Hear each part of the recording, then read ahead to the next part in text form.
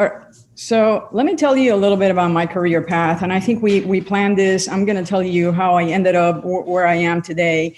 And then we have a few kind of learning points or things, messages to take with you.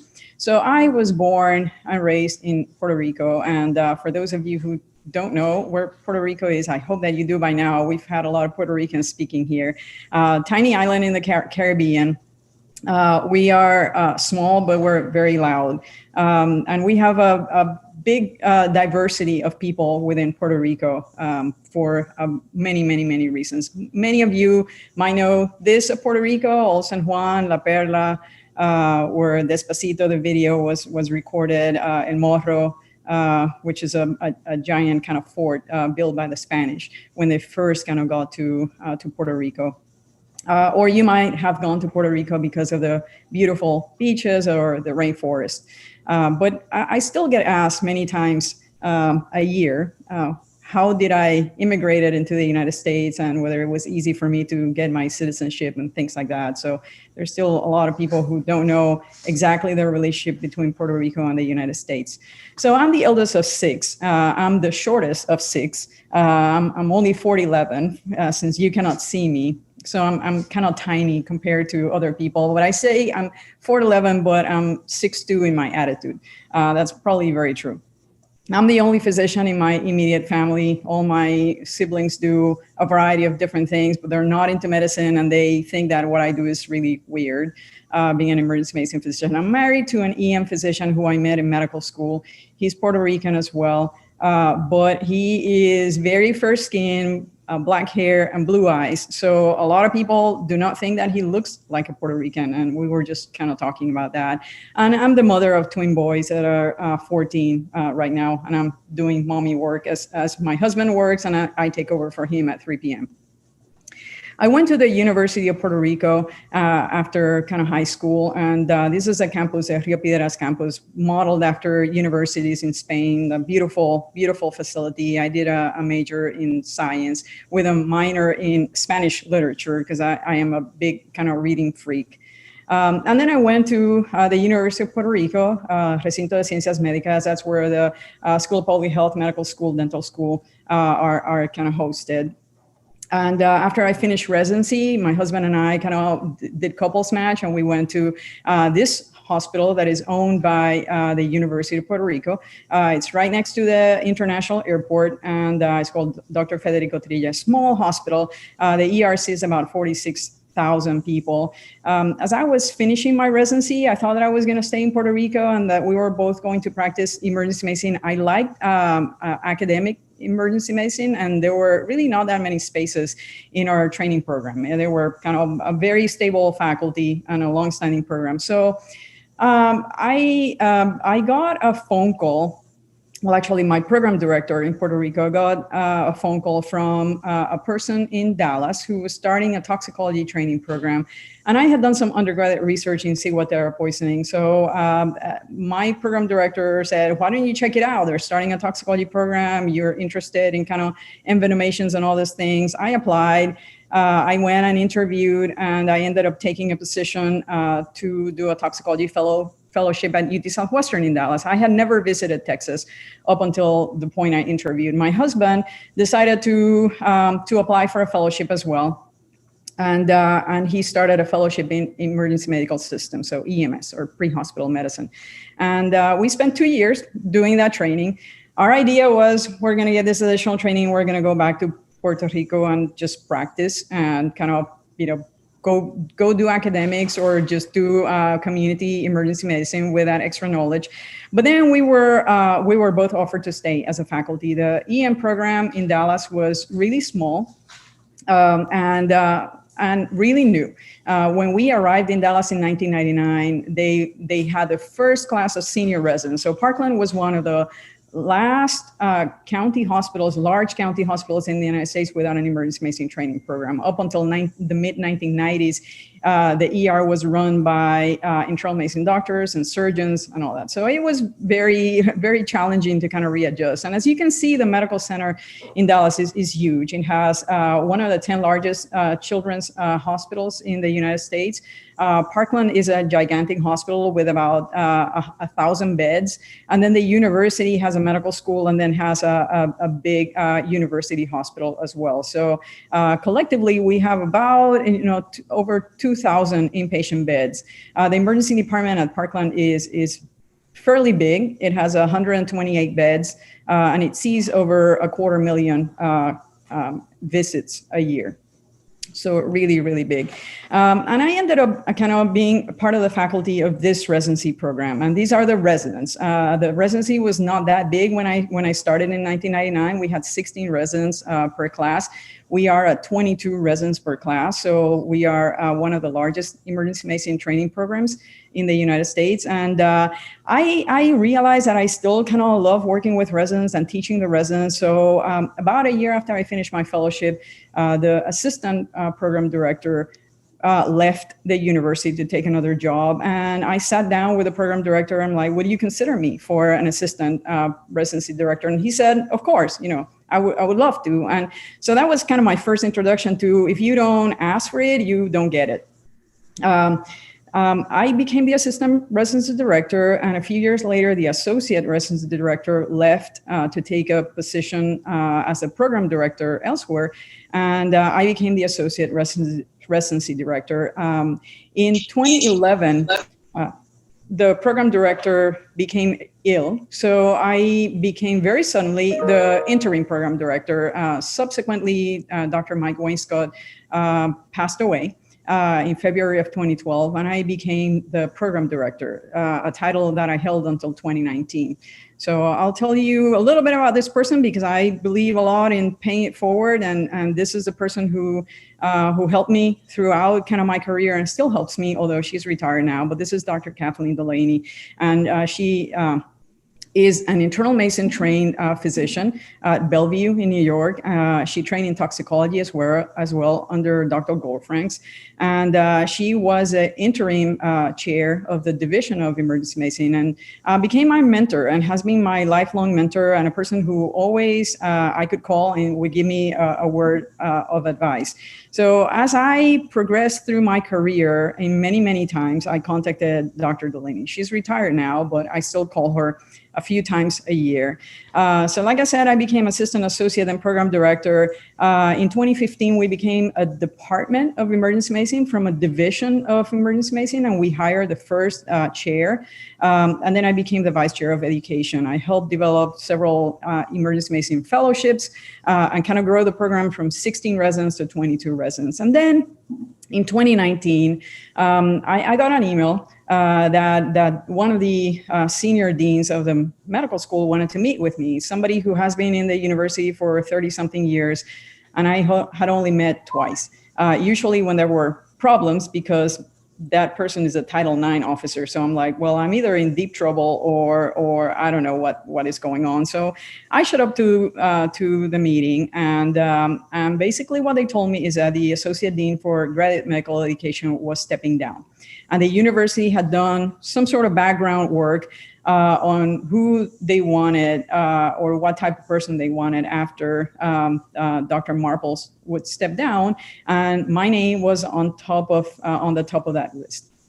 That truly surprised me because UT Southwestern is really internal medicine and surgery, very heavy. Emergency medicine was fairly new on campus. We already had sort of like a 20-year history, but still we were the new kids in the block. And lastly, because I had done a lot of work with GME and I had done a lot of work with other departments in a variety of roles, but I never thought that my name would rise up to the level of to that level. So because we're a state institution, they had to do a national search and post a position. But as many people said yesterday, I was surprised at how the university kind of navigated the requirement to do a national search versus getting who they wanted in that position. It took about 4 months from the time I got that call to the time I got a second call from the dean of the medical school and vice president of the university to tell me that I was going to be the next associate dean for graduate medical education. So since August of 2019, so it'll be 2 years very, very soon, I have been in that position. So I think that's it. And Dr. Mesa, if you want to, I can just unshare and then you can share your screen. Is that right? I don't know how it's going to work. Or if you want, you can say next and I can do the slides. Okay, if you don't mind, I think that would be easier, no? Yes. Dr. Velez, there was a question that came up. Do you think that someone sponsored you, made the recommendation? I don't know. If somebody did it, they did it without my knowledge, and it's nobody who I can clearly identify.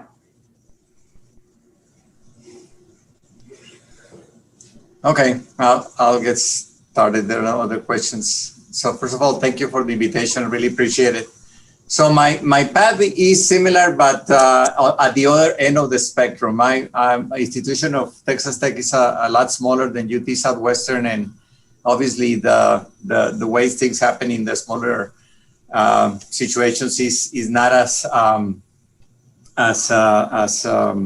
I would say sometimes hierarchical as it might. But some of the things that accounted for the way I ended up in this position may actually have something to do with that. So first of all, go to the next slide, please. So I'm coming from the, so as opposite to Puerto Rico, I come from the dry land. It's dry and it's hot. And the X, I don't know what that X marks, but marks a lot of things. Marks two cities. To your right is the US, to your left is Mexico. Is red because there's a lot of things that happen in both borders that I don't want to say right now. I'm just going to leave it like that. All of you know, have seen all the movies and the news, and there is a lot of commercial traffic. You can see all the trucks and delivery. So it's a very dynamic place. I grew up on the Mexican side, and quite interesting to live back in the day when things were a lot better in terms of border crossing and things like that. Next slide, please. So I'm the older of 4 children, and my mom says, well, your uncle is a doctor, so I think he's doing very well. Why don't you just go that path?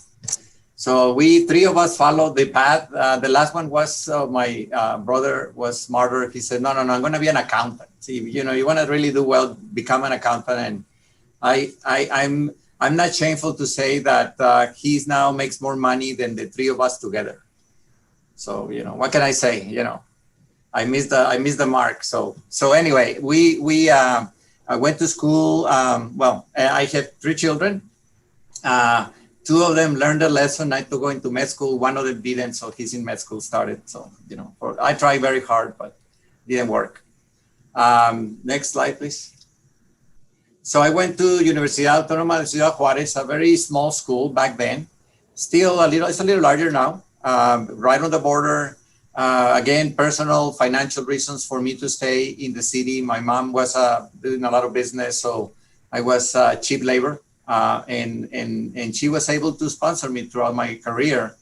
And being on the border, we were very close to the programs and the U.S. system and all that. So that led to my interest to come to the United States. And the 3 of us actually took that path, and with a little bit of money and a lot of work, we made it across the border. So next slide, please.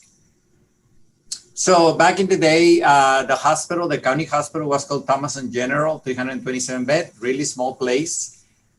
Good thing about it was that it got renovated and it got very large, but residency back then, it was really the internship was really to be an intern, 80-hour a week rule was never even considered. So you work a lot more hours than that. And it was a lot of fun. I learned a lot, with the good and the bad. And I did, spend a lot of years and then I decided to, go to the next slide, please, move now to the wetland. So I went from the dry land to the wetland. I went to Galveston. And I was able to finish a fellowship of infectious diseases, which I never thought, honestly, that it's going to be what is now. Infectious disease, it just changed so much. But UTMB was a very good experience. I really learned a lot. Large institution, very much what most institutions in the academic environment in the United States look like. And I saw the different environment. And actually, at some point, there was an opportunity for me to stay at UTMB. My family, my mother, my in-laws, all from the border area. So we went back to Texas Tech. Next slide, please. And I came back and, Texas Tech has grown a lot. It's been since, it's a 40-year-old school or campus and became a school 10 years ago. So now it's a large school with a lot of money, a lot of investment. So things have really moved along. And I, was really never interested in more than clinical care. But at some point, the opportunity came to start getting into committees. So I started to get committees, GME, medical students, and I felt that things were attractive in that end. I didn't really understand administration that much and the process, but to me, that was something that I felt that it was a good idea for me to develop. And that's one of the things that I did over the years. I started to get interest. And I think one of the things that we're going to talk about is developing and strengthening your weaknesses. And I think those things sometimes help. For me, nothing was boring or not interesting. So my attitude has always been, if there's something that I don't know, it's good to know. And it's important to know in the field. And that kind of led me to do that. Now, the great opportunity that I had was that the school was expanding. So there were a lot of opportunities open, and people were leaving also. The associate dean for GME was leaving, and I was already the program director for 7 years in medicine. And Dr. De La Rosa was the dean, the founding dean. So he said, you've been the one that's been the longest. You're still doing a lot of GME. You have a very successful residency program. Do you want to take this position? And really thought kind of hard, because what that was going to do for me was going to cut my clinical practice to 50%. I was going to be 50% clinical and 50% administrative. And I wanted to do that. I did not want to get into the administration any higher percent. So I said, I still want to practice. And he said, sure, we'll give you that kind of arrangement. So I was a 50-50, and I still am a 50-50 GME dean and that. Now, we don't have a large program, set up. It's a really small number of residents and fellows, but there's been a lot of interest in getting expanded. And we are with the local hospitals, with Tenet Corporation, and getting another campus open. So things are still moving into that direction. I'm still very excited about the position. Can you go to the next slide, please? So assistant professor of medicine, 1994. That's when I joined Texas Tech. Then I became the program director. And since 2009, I've been the associate dean. And again, it's been everything that has occurred in my situation. I have reflected a lot. What is it good? What is it bad? And I always found something that I liked within the title. I never felt, I don't want to do this because it's not something that I'm interested. I never really found that. I always found, what is the reason for me to be interested in this, and what can I get back, in return? And so far, it's been a great journey. I'm very, very happy. I've been very, fortunate to live through this time in my institution. Next one. And that's my piece. So Dr. Acosta, do you want to transition to this part and take over? Sure. Yeah. I can still do the slide changes. No worries. Thank you so much. Do anyone have any questions so far?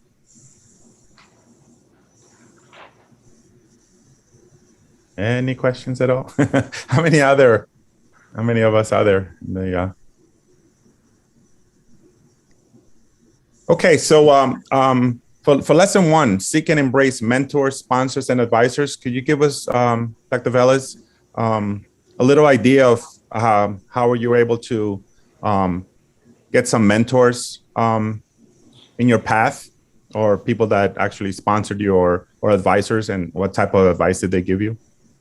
Yeah, so I like I said, I think Dr. Delaney was, she interviewed me for the fellowship position. I was really impressed at how, her whole demeanor, her communication style, the fact that she was a woman that had been paving the way for emergency medicine in the United States and also at UT Southwestern. So she became kind of like, once I took the position, she sort of took me under her wing, and that we probably kind of found each other. I think along the way, I've had a variety of mentors, our division chair, my department chair, and a whole bunch of people from other departments. And some of them came to me spontaneously, and some of them I met in different task forces and groups and committees, and sort of, like their style, or they were doing something that I wanted to kind of grow and be a part of.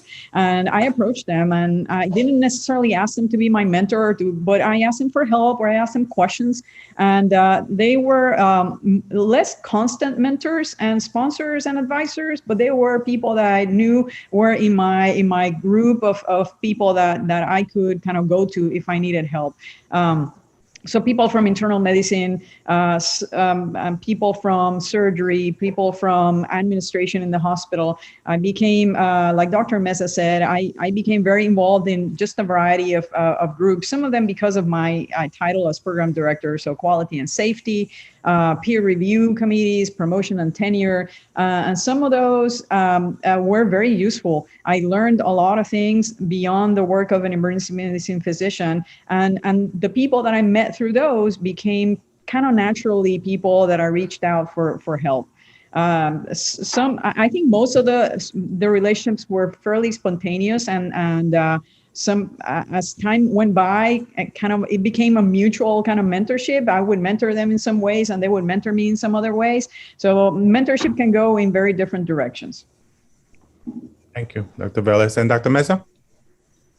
Yes, it's interesting. For me, the mentorship was never really, maybe similar to Dr. Velez, never really a formal mentorship, but I'll give you a couple of names. So people, back then, Dr. Verghese, I don't remember many of you, the people who like to read books about medical topics. Abraham Verghese was here.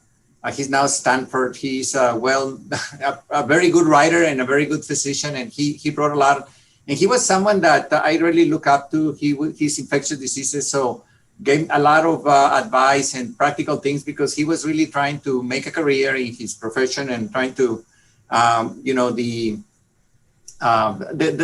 challenges that you face, and he was very, very candid, very honest, and I could get a lot of things that he went through as something that I could get to take into my consideration. As far as support, I was very lucky to have a chair who didn't get in my way. And I it can be maybe a political statement, but sometimes you will find people who want to help you, but they want to control you.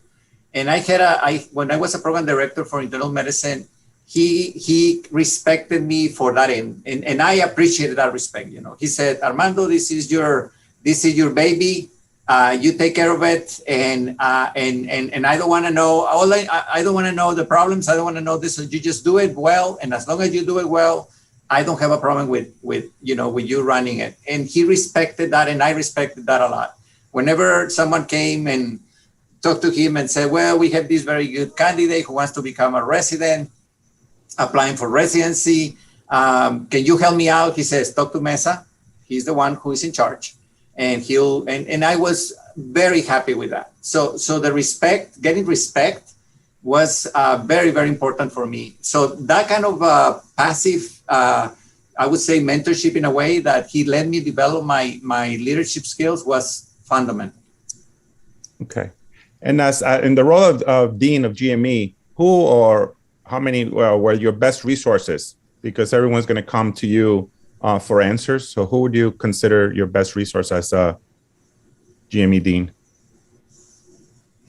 On my end, I really, I'm, it's a small, so I'm the small size of an institution. I really have very few individuals that have been in that position other than Dr. De La Rosa, who's was the dean back then. And he was actually the associate dean for GME. And then lately I had the provost. They were very experienced. They were formerly people who were in the GME world, and they could understand my language and the way that I'm trying to. So they were my resources most of the time. Out of that, it was very difficult. I really didn't have anyone that could do that because the GME world is so specific, so focused that many people just don't understand well.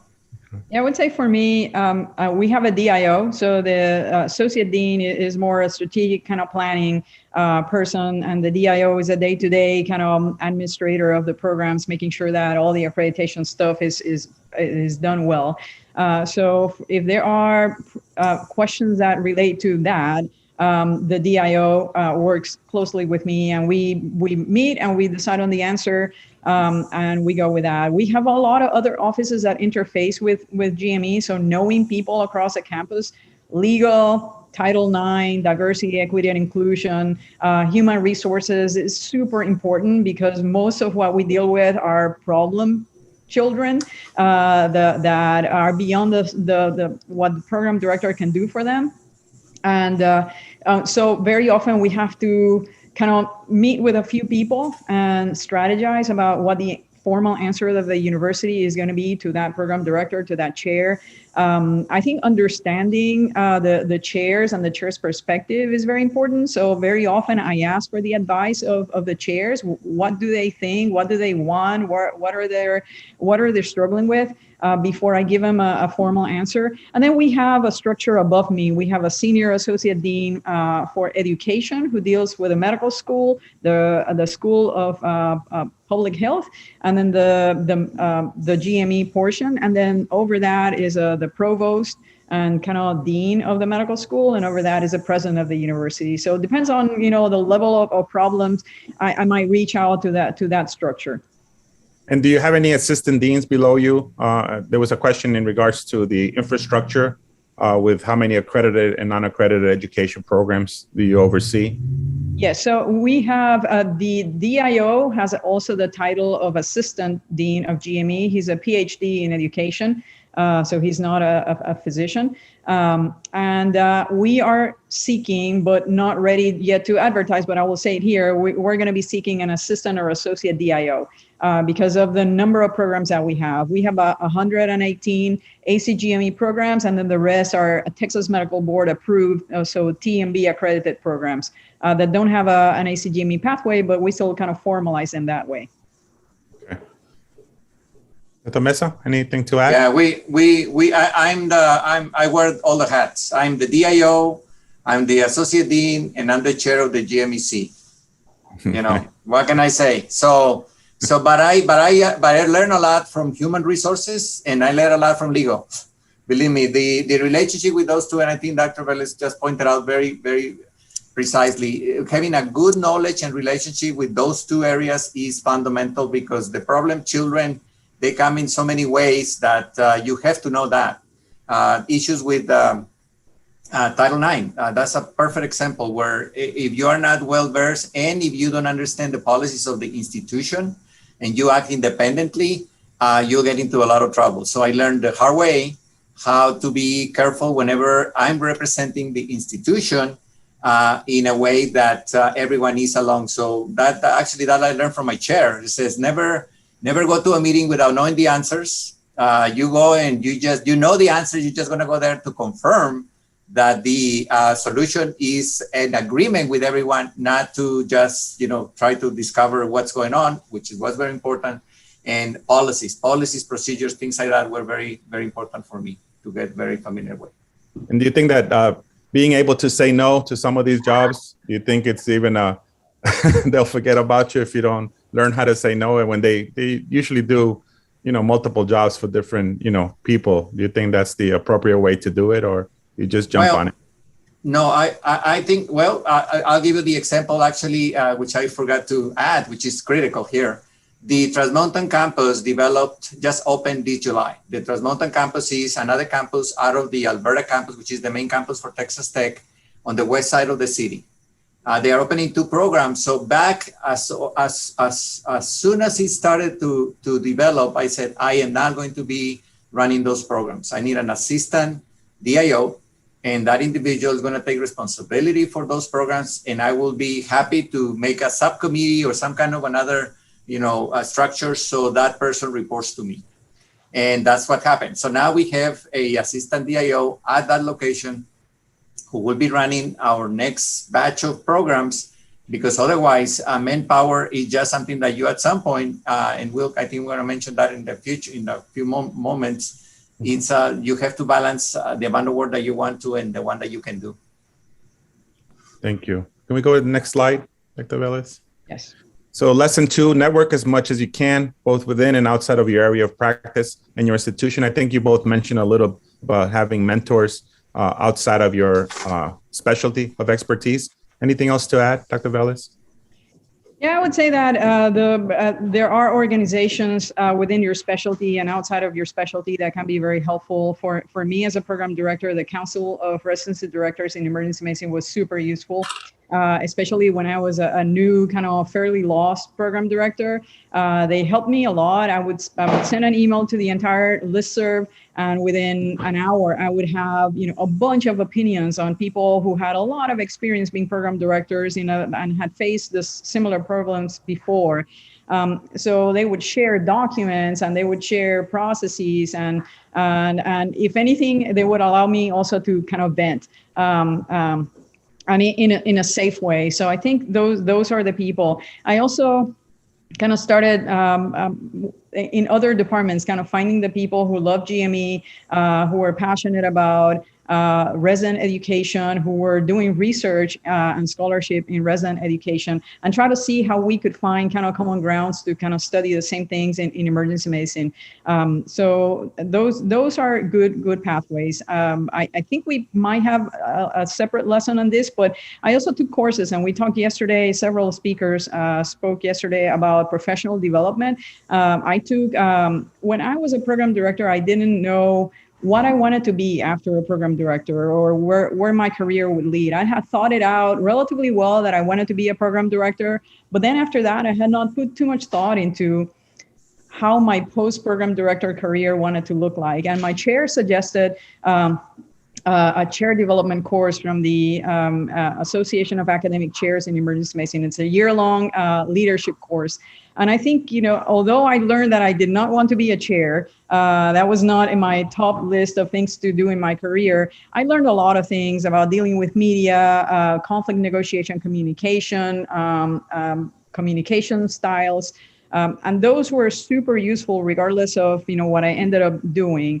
So look for courses that will allow you to do professional development, and you will meet people like you and likely in the same stage of career who can sort of, be your sounding board outside of your institution. I have nothing to gain and nothing to lose from any decisions that you make. Thank you. Dr. Mesa? Yes, networking is something more complicated for us, that we are kind of isolated. El Paso is not New Mexico, it's not Texas as traditional with San Antonio. But when I went to the ACGME annual conferences, there was a very good way to network. I remember Lois Brady, for example. She was in San Antonio and she was very involved with ACGME, and those kind of people were resources that I often use. They were not necessarily something that I consulted them about or on every day for anything, but they were useful networks also within the institution. So one of the things that I really wanted to always pay special attention was the hospital. The hospital, as I don't know in your system, but a University Medical Center hospital is not a university owned, it's a county hospital. So the CEO and all those individuals that are in the administration were people that I needed to have good relationship with, especially because most of our residents are funded through the contract that comes from that hospital. So to me, to have ideas which came from other program directors and other associate deans where they had dealt with the same situation was very useful, because negotiating was something that I really never intended to do. ACGME doesn't necessarily give you that responsibility to negotiate contracts, for example, for salary increases or things like that, benefits. But I had to learn that. There was no choice, because I was the only person that was very familiar with the structure of the residency and how you can negotiate that. So getting some tips from people that was in the network of AAMC. I took the leadership course at AAMC, and that was very useful, especially for things that are not really directly related to ACGME, but more about getting to yes and negotiation, conflict resolution. Those were very useful. Thank you. And that actually leads us to lesson number 3, which is to develop yourself in areas where you know less. So Dr. Velez mentioned, taking that chairs 1-year course. Dr. Anything else, other areas that you would think would benefit you being a GME dean? Yeah, definitely anything that has to do with human resources, Title IX, all those things are really important. At UT Southwestern, the residents are employed by the hospital. So I wholeheartedly say, understand the dynamics of, we are the sponsoring institution at UT Southwestern. The faculty are employed by UT Southwestern, but the residents are employed by the hospitals. And keeping that relationship going and understanding kind of the pressures that the hospitals have, and being able to kind of shake hands and talk to people about the business of having employees is really important. So learning how to read, a spreadsheet is important. So however way you have to learn the finances of GME is super, super important.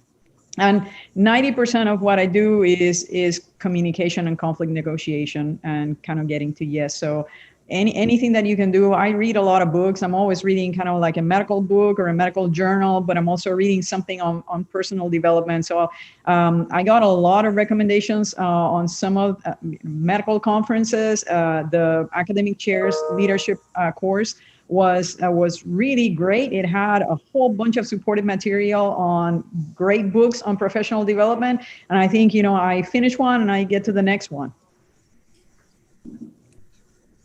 Mesa? I also do have had to learn a lot of that, especially I think that probably I already have some idea about human resources and financial, because I got involved early on. But the legal piece was to me very, very important. I didn't understand how lawyers think. I mean, it took me a mindset to sort of a very strong effort to understand, what is it that legal aspects of GME are about, and it was very revealing how you can look at it from that point of view.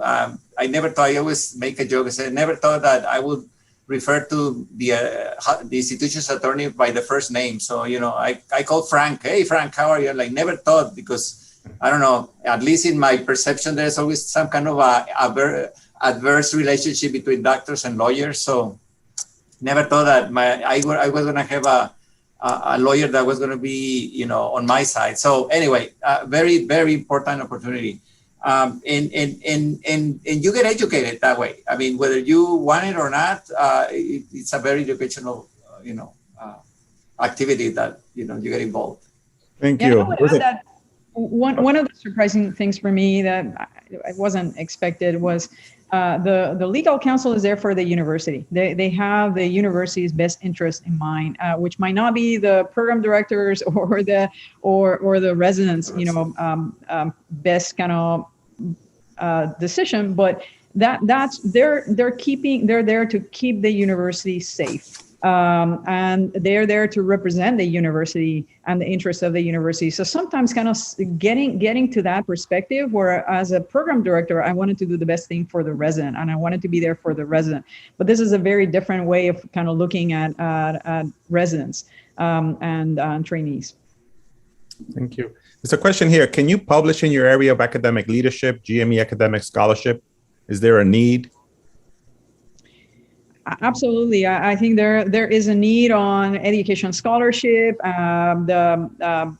We do a lot of things because we were taught that way, but we have been very bad at measuring kind of the success of our learning methods. The same thing for GME. I think we tend to kind of follow a lot of the rules that the ACGME and organizations kind of give to us, but we really don't know. We are not measuring a lot of things, especially on the areas of wellness. As the struggling learner, there are a couple of books on how to deal with a struggling medical learner, but there's really not that much that we can use. So absolutely. Yeah. And that was actually the next question. Could you please share some book titles? So at the end of the conference, if you could just, recommend some books for our audience. Yes. And lesson number 4. Which is yeah. that actually this is a good one because just being a physician, staying sane, and the work-life balance as we discussed before. So now being a GME dean plus a physician, can you tell us a little more about how you could separate that and stay sane? Yeah, like Dr. Mesa, I am 50% GME, 50% emergency medicine. So I don't work that many shifts a month. I stopped working overnights. We have a pathway for emergency medicine physicians to stop working overnights after a certain age or certain years of service. I didn't hit the age, but I hit the years of service. So I don't work any overnights, but I work a lot more weekends. So some of the things that I do, and I would say that work-life separation, kind of not letting your work kind of drag into your personal life. There were a couple of times when my kids were like, "Mom, every time that we're in the car, you're answering emails," and I recognize that. I was using every little break that I had in my personal life to try to catch up with work.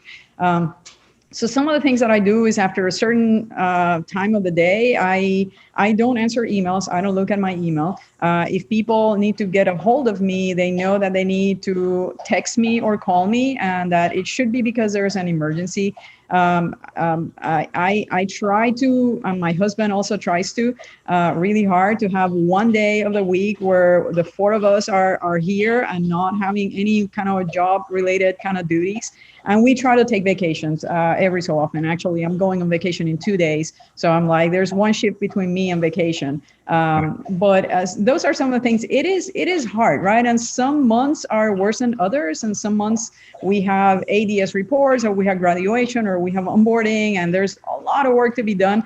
But you try to balance it out with the other months when there's less volume of work, and then you can just do a little bit more attention to your family. But try to separate and have a clear kind of delineation between your work time and your work hours and your personal life hours, and try not to blur that line too much. Mesa? Yeah, the system that you develop is what's going to work for you, right? So in my case, what I do is I have a schedule. I ask my wife, do you want me to arrive early and spend 2 hours, 3 hours watching at the computer, looking at my remote access, or do you want me to arrive a little later, maybe a couple of hours, but I'm done by that? So we both decided that that's going to be the arrangement. So at the time I leave my office, there's no more emails. There's nothing that I'm going to answer after that. And I get home and I do not and minimize, unless of course there's an emergency situation, I will answer. But other than that, that's when my day ends. The moment I close my office is that. Now on the personal side, I'm trying to be, as active as I can, as physically active, mentally sane, read a lot of self-help. I try to get educated on the topics, and so far it's been a very effective way of developing the method. I'm very methodical, as many in the profession are, and that has helped me a lot to incorporate some methods for my well-being.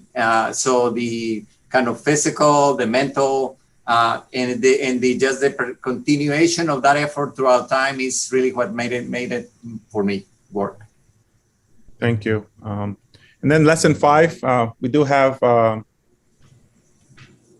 We finish at what, 1:45 my time Eastern, so 10, 11, what is it?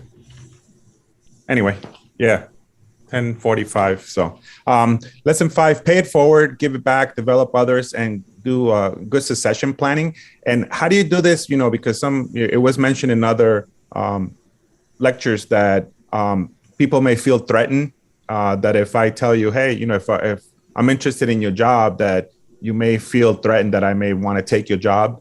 What do you feel about that? Dr. Mesa, you want to go first, or you want to? I can go first. Okay, so this is my impression about it. GME is one of those worlds where not everyone is interested in pursuing. I found that, at least in my institution, is not there is no people knocking on the door say, hey, I want to take your job. Believe me, no one is. And I think I found the reason why. And the reason is that, you know, when you are a chair of a department, you have financial control, which is excellent strategy for purposes of. But when you're in GME, you are like the police. So tell me someone who enjoys working with the police. And the police is always telling you, you know, these are the things that you need to do. So very few people are interested. But in this particular setting, there are people, especially within the GME program director group, who would like to pursue the career.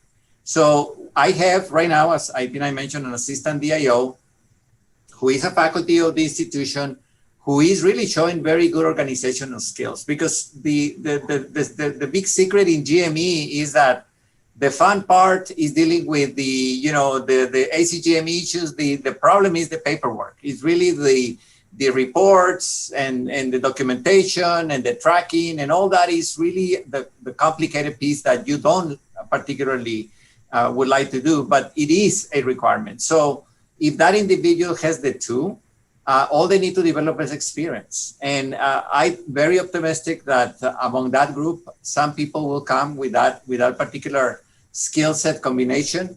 But that's my plan. Again, I don't have a lot of people that want to take my job. So that's why I've been, I guess, in this position for this long. But if someone comes and wants to, you know, get some advice and that, I'm very willing to help them out. Thank you. Yeah, so I would say that I learned from the lesson of, we had a program director who was in a meeting, became suddenly ill, and never came back to work. I took over a program without knowing half of what he was doing. And I would get these emails every so often, like, your program did not fill out this paperwork.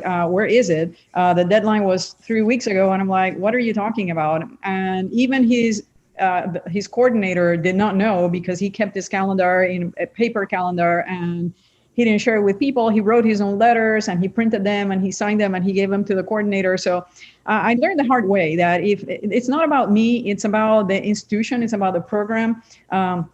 So it is critical to do succession planning and to leave the place in a good shape and have somebody that if I want to take off on vacation, or if I want to quit and take another job, or if something happens to me and I become injured or sick and I cannot perform my job, I think it's my duty to make sure that somebody else can replicate 80 or 90%. There's always going to be some gaps, but you want to make sure that the work can keep going on in a high level if you are not there suddenly. So I think succession planning is very important. Part of what we're doing is trying to figure out where are our gaps, and that's why we're trying to create an assistant or associate kind of DIO position, because we have grown too much and the positions have not grown that much. So again, succession planning is important. If somebody came and said, I want to take your job, I would probably feel a little weird. So there are ways of saying, I want to be the next kind of dean of GME, or how can I help you and kind of grow into a position. There are threatening ways of saying, I want to take over your job, or my goal in my career is to be the next dean of GME at UT Southwestern. You know, what do I need to do? What are the steps? And I would be very willing to help that person. And I hope that everybody who's in a position of authority and power and leadership is willing to kind of lead the next generation of people. Yeah, and I left this. There was a question that was asked earlier by Dr. Federico Martinez. Mentioned, does your office lead distinction programs or special pathways for residents and fellows seeking a career in academic medicine as clinical educators or future education leader roles? Yeah, that's a great question. We have a chief resident council that has several programs that help with leadership. One of them is a healthcare emerging academy of leaders, and they meet once a month with residents from across the campus, and they teach them, how to write your CV, how to get interviewed, how to develop a network, communication skills, things like that. We have a medical education fellowship. It's a 1-year TMB accredited program for people who want to be academic educators.